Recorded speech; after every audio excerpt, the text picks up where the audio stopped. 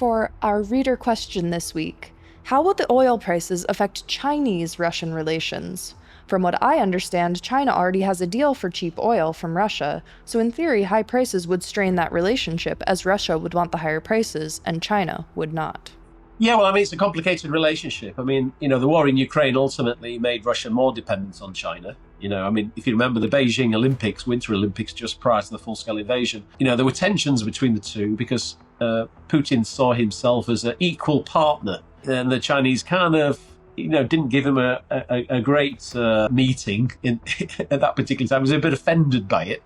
He invades, screws up in the war in Ukraine, and then becomes much more dependent on China for, economic support, provision of munitions and all those kind of things. And obviously there have been tensions between Russia and China. I mean, North Korean troops helping Russia in Ukraine again.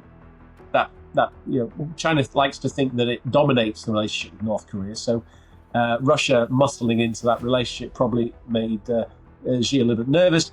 And then all this talk about this reverse Nixonian, right? That the strange Trump-Putin relationship is somehow about the Americans wanting to realign with Russia against China. So I think the Chinese are a little bit nervous about all this. Maybe high oil prices will make Putin a little bit overconfident. But in the end, I think the dominant partner here is China, right? And again, as I said before, I'm not sure necessarily we're in for a long period of higher oil price. We could end up being significantly lower ultimately because of all this stuff going on. So let's see how this pans out. The Russia-China relationship is not made in heaven, right? Both are opportunistic, screw each other when they have an opportunity. China has definitely exploited Russian weakness by buying cheap energy from the Russians. But also China has massive strategic stockpile. I mean, there's been talk about